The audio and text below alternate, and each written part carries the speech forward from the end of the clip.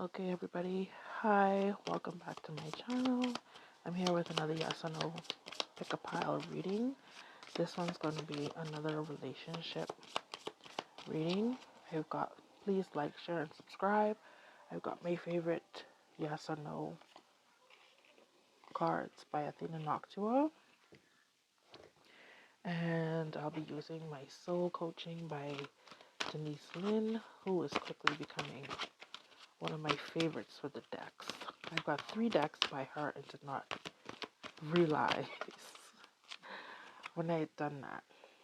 So we've got those, and I'm going to use my relationship cards by Esther and Jerry Hicks, the teachings of Abraham. They've got these cool getting into the Vortex cards that I'm really liking what they have to say. So let's see what answers you're going to get to those questions that you have. Don't forget to take your 3 deep breaths and then choose which pile is calling your name. So we're going to get started. Okay, pile 1. Let's see what's in store. So we've got let go. Interesting, given what's on the top here. This says I can get from an unwanted to a wanted relationship. We've got hands, we've got a butterfly. Let's see. Oh, opening. I am opening to receiving the gifts of the universe. Here we are, got the hand open. So when you let go, you're opening to receive gifts. And let's see what we get when we turn this over. As you walk away from one unpleasant situation, the law of attraction will bring another that feels very much like it, and usually quickly. You just cannot get there from there. To get where you want to be, to that place of feeling better, you have to reach for alignment between you and you. Getting yourself feeling good before you take action is always the best process. For when you do not feel good, you cannot be inspired to any action that will solve the problem. That's interesting. Whatever it is that you're questioning, it could be a relationship that's no longer serving you. It could be an issue in the relationship that you're struggling with. Let go. And once you let go, things will start to fall into place. You've got a lot of pink tones. And so leaving an unpleasant situation or issue, sometimes you're confronted with a similar one. And that happens sometimes. And you have to understand that not always is the first thing that comes along the best thing. And sometimes it feels like a task. It feels like, well, I've been through this already. Why am I going through this again? There's a lesson that you have to take from the situation. So you have to get yourself on the healing road and a deeper understanding of yourself. And it says you have to reach for alignment between you and you. What are you doing on the surface? What is the busyness, the chaos that you're entertaining on the surface that's not aligning with who you are deep inside? Because once you clear that up, once the two connect, you can make better sense and be better open to receive the gifts of the universe. You may not even understand what gifts are coming in. You know, my favorite thing is to be still, be quiet. There's nothing to fear, so allow your vulnerability to shine.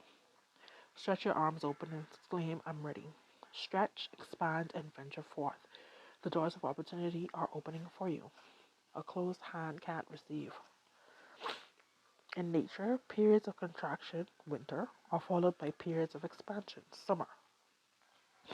Although there are times to be guarded and to retreat and go within, there are also occasions when it's essential to be absolutely fearless in your openness and vulnerability, such as the present. So there's a balance and there's a trickiness to this because you don't want to end up with what you had before. You also don't want to hold on to what's not serving you. And you don't want to close all the way up before you miss whatever gifts the universe is bringing for you. Even if you're afraid, it's still appropriate to come out and open your eyes to new experiences, people, places, and things. Forge new directions and initiate new projects. Even if you've closed your heart because of the pain of past wounds, this is the time to open yourself wide and full. Your affirmation is, I am open to receiving the gifts of the universe. Yes, this is the time I like to remind people to take time to themselves. It is possible for you to let go and open to receive the gifts. For example, if what you're letting go of is a relationship that's no longer serving, you're opening to gifts of the universe. These are not necessarily the gift of a new relationship. It's going to be the gift of the lessons that you've learned.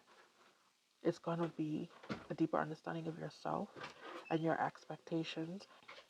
It's going to be a deeper understanding of who you are, which is going to push you into alignment between you and you. So, Pile 1, this is what I have for you. If it resonates, drop open in the comments and on to the next one. Okay, Pile 2, here we are. Let's see what the answer is for you. Listen to your intuition. And this speaks about co-creation. Impeccability. I am impeccable in my thought, word, and deed, which comes in pretty handy when listening to your intuition. You got lots of purple. Owl is wisdom. Let's see.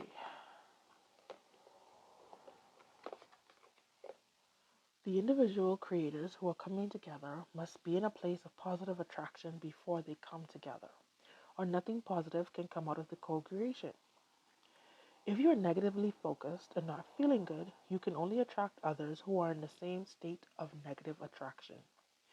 That is why looking for a mate from a place of insecurity or a lack of anything can never bring you the mate you really want, but instead brings one who amplifies your current lack. Interesting. You've got to exercise wisdom. And here you're being asked to move in a positive way in order to bring in a positive person. So if you're the kind of person who's impeccable in your thought, word, and deed, you're going to have to be positively impeccable in your thought, word, and deed. It's time to be impeccable in your responsibilities, in your relationships, in your home environment. Gather your discipline and integrity around you like a sacred cloak. No matter what it takes, maintain your power, intent, and focus. Pay attention to details. One of your details, positivity. Focusing on what's good that's going on. Focusing and being grateful for the goodness. This isn't the time to be lackadaisical or whimsical. It's time for discipline, focus, truthfulness, and certitude. Hone your skills, don't speak unnecessarily, and pay great attention. See what needs to be done. Do it effectively, swiftly, and with a nobility of heart. You will reap immense rewards for doing this. So there you have it. You may be single and hoping to get a relationship going. You may have your eye on someone, but there may be some hesitancy on your part. There could be hesitancy on their part. If they are negatively focused while you are positively focused, it's still not going to be fully a thing unless your positivity can influence them in a great way. If it can bring them around. What we don't want is for them to bring that negativity to you and therefore bring your vibrations down. So be impeccable with your integrity to yourself. If there's a situation that you're eyeing, if you're in a situation and you found yourself constantly being negative, wondering why the situation wouldn't change, it's time to listen to your intuition. And sometimes you have to take people as they are. And if you're doing everything you could and you're being impeccable and maintaining your integrity, but you're not getting the results that you're looking for, it's time to assess if the situation is continuing to serve you. One thing I like to do with my clients in our discussions is to ask them how to present the situation, to present their part in the situation, to present the other part of the situation, and then take a look at it from different views and then let them decide. Because I'm often asked if this is time for it to end. What should I do? What do I need to do? I'm not here to tell you what to do. I'm here to give suggestions and I'm here to point things out to you. If at the end of the day you decide that it's not working, it is fully in your right to follow whatever you desire to put yourself in a place that's more positive.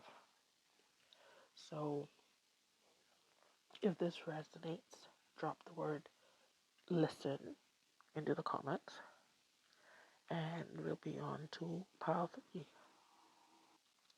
Okay, pile 3, here we are. Let's see what answer we have for you. You're going in the right direction. Making peace with my today will improve my future. Interesting. Because this is either a compass or a clock. I'm thinking clock because it's got a minute hand, a second hand. Yeah, it's got 3 hands. And here you have rose quartz, indicating you're going in the right direction. You've got the moon,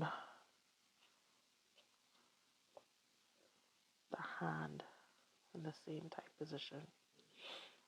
Let's see what we have here. Oh, whoa. You've got hues of green. So, communication. I communicate from my heart and love surrounds and protects me. Got a lot of hands. So, whatever you're communicating about, you're protected and you're surrounded by love. And whatever it is you're trying to work through, continue to do so because you're going in the right direction. And it's going to give you the results that you need. See, making peace with my today will improve my future. You're trying to sort things out before you continue to move forward in a situation that might not be quite to your liking. It may sound odd, but the fastest way to get to a new and improved situation is to make peace with your current situation. By making lists of the most positive aspects you can find about your current situation, you then release your resistance to the improvements that are waiting for you. If you rail against the injustices of your current situation, you hold yourself in vibrational alignment with what you do not want, and you cannot then move in the direction of improvement. It defies law. The more you look for what's wrong, the more you find what's wrong, and the more you stay in a state of everything is wrong. It goes, and I've said this, I feel like a million times in this reading and the last one.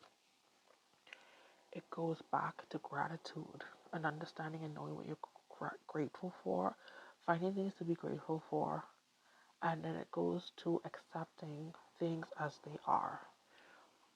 Can't remember who said it, but there's a quote that says, "What you resist persists." So if you're resisting everything that's wrong in your relationship, it's going to continue to be wrong. And you got to accept it at face value. You have to accept what it is at face value and continue to communicate your feelings about it. And the thing about it is you don't even have to communicate with someone. Sometimes it could be journaling and communicating with yourself, tapping into yourself and understanding what's going on and what you can do about it. and coming to the realization that sometimes you've done your best and that may not be enough, and that's okay. You are enough. Your best is enough.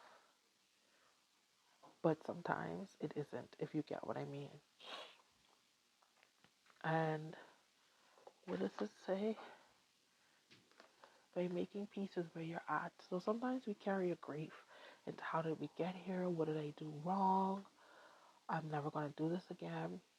Once you accept that this is where you are, accept that the decisions that you made brought you here, we pick out the lessons and we decide what's going to be the next move. You may have decided your next move already. This isn't the case that you're going in the right direction.